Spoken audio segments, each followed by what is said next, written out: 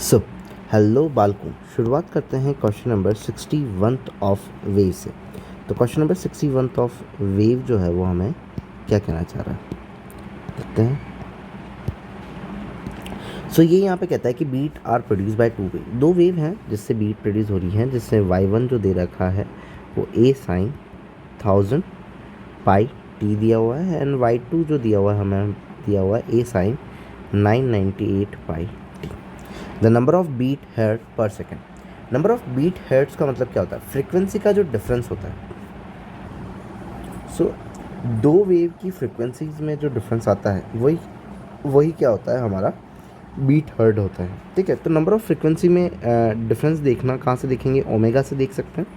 So omega 1 अगर मैं लिखूँ तो वो क्या होता है? 2 पाई एफ, और उसी को लिखूँगा तो वो कितना दिया हुआ है? 1000 पाई दिया हुआ है। नाउ एफ से एफ तो मुझे बताना है, पाई से पाई कैंसिल आउट हो जाएगा, 2 से ये कितना हो जाएगा? 500 हो जाएगा। तो फ्रिक्वेंसी F1 जो आई वो कितनी आई? 500। ओमेगा 2 को अगर चेक करूँ तो 998 पाई लिखा हुआ है, जो कि 2 पाई एफ के बराबर होगा। पाई से पाई कैंसिल आउट, और ये 4 9 और 9 499 हो जाएगा। तो फ्रिक्वेंसी कितनी हो जाएगी? 499। दोनों में अगर डिफरेंस देखेंगे तो 500 माइनस 499 कितना आएगा? 1 आएगा। तो बीट जो हर्ड आएगी, नंबर ऑफ बीट पर सेकंड जो सुनाई देगी वो कितनी सुनाई देगी? 1, क्योंकि दोनों वेव का फ्रिक्वेंसी डिफरेंस जो है वो कितना है? 1 है। नाउ 62 की अगर बात करें तो क्वेश्चन नंबर 62 हमें ये कह रहा है कि आई मैक्स अपॉन आई मिन का जो रेशो है वो हमें दिया हुआ है। I max upon I min, जो कि I max is equal to 36 upon में आई मिन इज इक्वल टू 25 दिया हुआ। आई मैक्स और आई मिन को अगर मैं ओपन करूँ तो यहाँ पे क्या चाहिए? रेशो चाहिए मैक्सिमम और मिनिमम एम्पलीट्यूड का। आई मैक्स को मैं ओपन करूँ तो लिखूँगा root of I1 plus root of I2 का होल स्क्वायर अपॉन में root of I1 minus root of I2 का whole square is equal to में 36 अपॉन में 25। अब इंटेंसिटी जो होती है वो डायरेक्टली प्रोपोर्शनल होती है एम्पलीट्यूड के स्क्वायर के। दैट मीन्स कि इंटेंसिटी का स्क्वायर, इंटेंसिटी का रूट जो होगा वो किसके बराबर होगा? एम्पलीट्यूड के। तो यहाँ पे मैं A1 और A2 लिख सकता हूँ। सो यहाँ क्या हो जाएगा? A1 plus A2 upon A1 minus A2 का होल स्क्वायर, और यही क्या हो जाएगा? 36 अपॉन 25। ये मैक्सिमम है और ये मिनिमम है। अगर स्क्वायर हाथ से हटेगा तो सामने वाली क्वांटिटी पे क्या लग जाएगा? रूट। तो ये क्या आ जाएगा? 6/5। तो मैक्सिमम और मिनिमम का एम्पलीट्यूड का जो रेशो हो जाएगा वो 6/5 हो जाएगा। ऑप्शन नंबर हमारा हो जाएगा ना। क्वेश्चन नंबर 63 की अगर बात करें तो यहाँ दिया हुआ है कि to waves of intensity ratio this and this, what will be the ratio of maximum and minimum intensity of the interference pattern in this way. So maximum intensity दिया हुआ है रेशो का 9:1। इंटेंसिटी रेशो दिया हुआ है। What is the maximum minimum intensity पूछी हुई है। ठीक है, तो I1 प्लस I2, तो root of I1 plus root of I2 upon में root of I1 minus root of I2 का होल स्क्वायर इज इक्वल। अब मैक्सिमम मिनिमम हो गया। सो 9 का रूट जो हो जाएगा वो कितना हो जाएगा? 3 प्लस 1 का 1 ही आ जाएगा, और यहाँ पे क्या हो जाएगा? 3 माइनस 1 का होल स्क्वायर लग जाएगा। 3 प्लस 1 क्या हो जाएगा? 4, और यहाँ पे 3 माइनस 1 क्या हो जाएगा? 2, और इन्हीं का होल स्क्वायर हो जाएगा। ये कैंसिल आउट हो जाएगा, 2 का स्क्वायर आ जाएगा 4। तो 4:1 समथिंग। तो ऑप्शन नंबर हो जाएगा हमारा 3rd। सिंपल। मूव करते हैं क्वेश्चन नंबर 64 की तरफ चलते हैं। तो क्वेश्चन नंबर 64 हमें ये कह रहा है कि दो वेव्स है having an equation x1 a sin omega t phi1, x1 a2 sin omega t phi2 if the resultant wave has an amplitude remains equal to the amplitude of superposition। अब देखो, इन्होंने ये बोला कि रिजल्टेंट वेव का जो amplitude है वो सेम आता है एम्पलीट्यूड ऑफ सुपरपोजिशन, मतलब इसके एम्पलीट्यूड के बराबर इसके एम्पलीट्यूड के बराबर ए ही आ रहा है। Then the wave of a phase difference, उन वेव में फेज डिफरेंस कितना होगा? हमें पता है कि हम 3 चीज़ें याद रखते हैं, जैसे कि अगर हमारा दो वेव अगर 90 डिग्री पे है तो तीसरी वेव अगर मान लो दोनों का एम्पलीट्यूड सेम है तो थर्ड वेव √2a पे आती है। अगर उन दोनों के बीच में जो एंगल है वो कितना है? 60 डिग्री है, तो क्या आएगी? √3a आएगी। और ये वहीं अगर इन दोनों के बीच में a और a एम्पलीट्यूड की है और एंगल जो है 120 डिग्री हो तो रिजल्टेंट जो होता है वो a ही आता है। तो सेम हो जाएगा। और कितना आना चाहिए? उन दोनों के बीच का एंगल कितना होना चाहिए? Phase difference 120 degree, and 120 degree हमारा आएगा 2π/3 पे। तो ऑप्शन नंबर कौन सा हो जाएगा? हमारा सेकंड हो जाएगा ना। मूव ऑन करते हैं क्वेश्चन नंबर 65 की तरफ चलें। तो 65 हमें ये कह रहा है कि दो सोर्स हैं इंटेंसिटी के, एक का I1 है 4I1 है। Interference experiment, the intensity of a point where the wave of a two source superimpose the phase difference, ये दिया हुआ है, और वहाँ पे इंटेंसिटी पूछी हुई है रिजल्टेंट की। सो हमें पता है I1 plus I two plus two root I one root I two cos five. ये हमारा रिजल्टेंट इंटेंसिटी का क्या होता है, फॉर्मूला होता है। एक ज़ीरो के लिए निकाल लेते हैं, एक पाई के लिए निकाल लेते हैं, इंटरचेंज में आंसर आ जाएगा हमारे पास में। एक का दिया हुआ आई, दूसरे का दिया हुआ है 4i प्लस 2 रूट में आई हो जाएगा, दोनों को सेम ले लेता हूँ, 4i हो जाएगा। कॉस फाइव 0 डिग्री की वैल्यू कितनी होती है 1, ये 4i स्क्वायर हो जाएगा। सो यहाँ पे अगर हम सॉल्व करें तो i plus 4i plus 2 into में 2i हो जाएगा। 2 टू ज़ा 4i हो जाएगा, तो i plus 4i plus 4i, तो ये हो जाएगा 9i। तो पहला 9 आया है हमारे पास में, दो ऑप्शन होगा। अब फेज डिफरेंस फाई रख देना है, पाई का मतलब क्या हो जाएगा 180 डिग्री हो जाएगा। कॉस 180 डिग्री की वैल्यू जो होती है वो क्या होती है -1, ठीक है। कॉस 180 की वैल्यू क्या हो जाएगी -1, तो यहाँ पे माइनस का आ जाएगा। सो ये माइनस हो जाएगा, ये कैंसिल आउट हो जाएगा, आई बच जाएगा। तो नॉर्मली हमारा ऑप्शन नंबर कौन सा हो जाएगा, थर्ड हो जाएगा। कैसे कि नॉर्मली कॉस 180 डिग्री रखूँगा, 180 डिग्री रखूँगा तो यहाँ माइनस आ जाएगा। ओवरऑल यहाँ पे क्या है माइनस है, तो 4i कैंसिल आउट हो जाएंगे, बचेगा क्या आई। तो ऑप्शन नंबर क्या हो जाएगा हमारा, थर्ड हो जाएगा सिंपली। नाउ 66 की अगर बात करें तो the energy of superposition of wave, जब भी कोई वेव जो है वो सुपरपोजिशन में आती है या फिर दो वेव मिक्स होती हैं, तो उनकी जो रिजल्टेंट वेव है उनमें एनर्जी का कोई चेंज नहीं आता। टोटल एनर्जी जो होती है वो हमेशा क्या रहती है, कांस्टेंट रहती है, मतलब सेम ही रहेगी।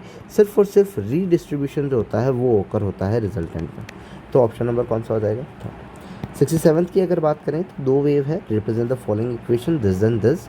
The intensity ratio I1 and I2। सो हमें पता है इंटेंसिटी जो होती है वो एम्पलीट्यूड का स्क्वायर और ओमेगा के स्क्वायर पर डिपेंडेंसी रखती है। जब हमारे पास में इक्वेशन है, अगर इक्वेशन नहीं है तो ओमेगा आएगा नहीं, तो खाली एम्पलीट्यूड के हिसाब से चले जाएंगे जो गिवन क्वांटिटी होगी।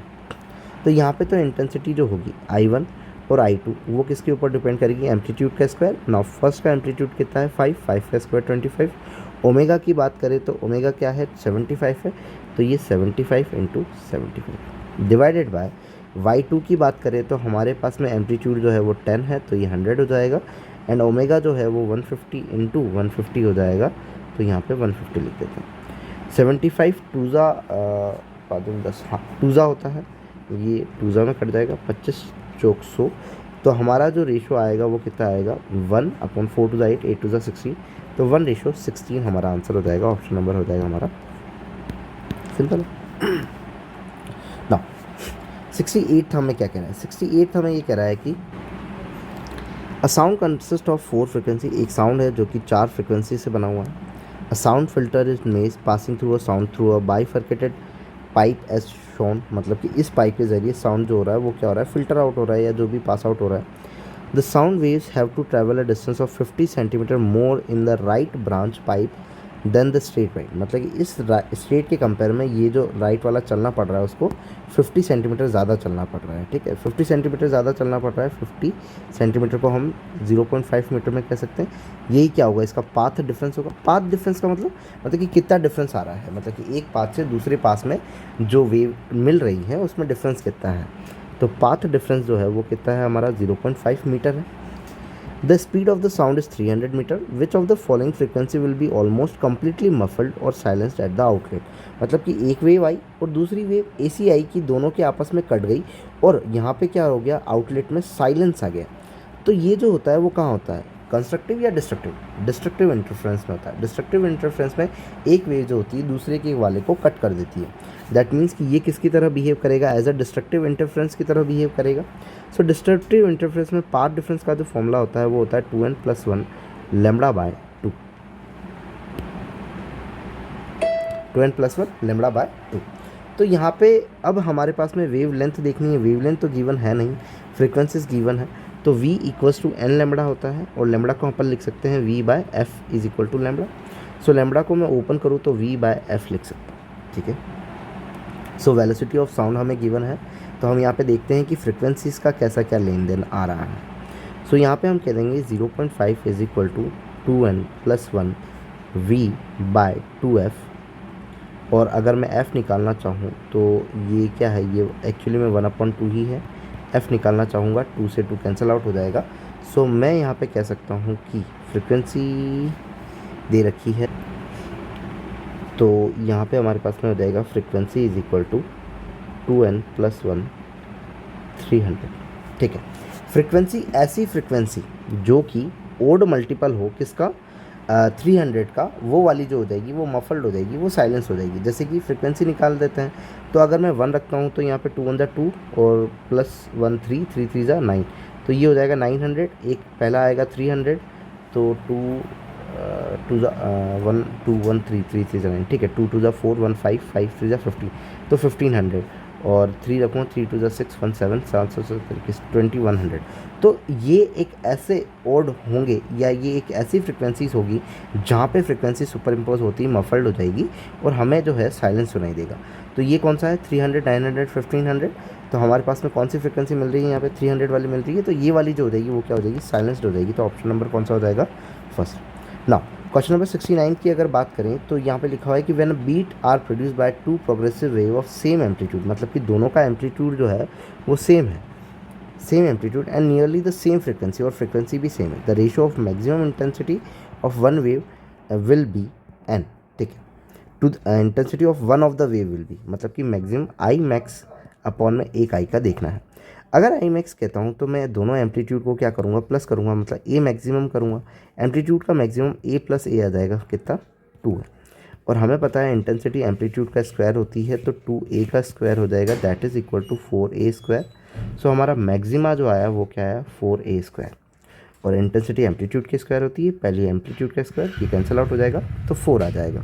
सो नाउ हमारा आई मैक्सिमम मतलब इंटेंसिटी मैक्सिमम से अपॉन किसी भी इंटेंसिटी का जो रेशो है वो कितना है, 4। सो ऑप्शन नंबर कौन सा हो जाएगा हमारा, थर्ड हो जाएगा, सिंपल। ना क्वेश्चन नंबर 70 की अगर बात करें तो क्वेश्चन नंबर 70 जो है वो हमें क्या कह रहा है कि what is the beat frequency produce of together two waves of sound together, दो वेव्स जब साउंड टुगेदर कर रही हैं। और हमें पता था बीट फ्रिक्वेंसी क्या था, बीट फ्रिक्वेंसी कितने में प्रोड्यूस होगी, तो ये हमें क्या था, इनका फ्रिक्वेंसी का क्या लेना था, हमें डिफरेंस लेना था। तो फ्रिक्वेंसी के डिफरेंस के लिए तो 2πf ओमेगा जो है वो कितना है, 354 पाई के बराबर, पाई से पाई कैंसिल आउट, 1 जा 2 2 जा 4 2 7 जा 14। और नेक्स्ट हम देखेंगे कि 2πf अगर देखा जाएगा तो 350 पाई, पाई से पाई कैंसिल आउट, 2 1 जा 2 2 2 जा 2 7 जा 14, 2 1 जा 2 2 7 जा 14, ये गलत हो जाएगा, 2 1 जा 2 2 7 जा 14 हो जाएगा, और 2 7 जा 14 हो जाएगा, 177 आ जाएगा, 2 1 जा 2 2 7 जा 14 और 2 5 जा 10, 175 आ जाएगा। तो फ्रिक्वेंसी एक आई है 177, एक आई है 175, दोनों का डिफरेंस जो होगा वो कितना होगा, 2। तो बीट जो हेयर्ड होगी वो हमें कितनी होगी, 2। तो ऑप्शन नंबर कौन सा हो जाएगा हमारा, 4 हो जाएगा। So this are the 70 question, मतलब 10 question of wave, and if you like then please subscribe. Thank you.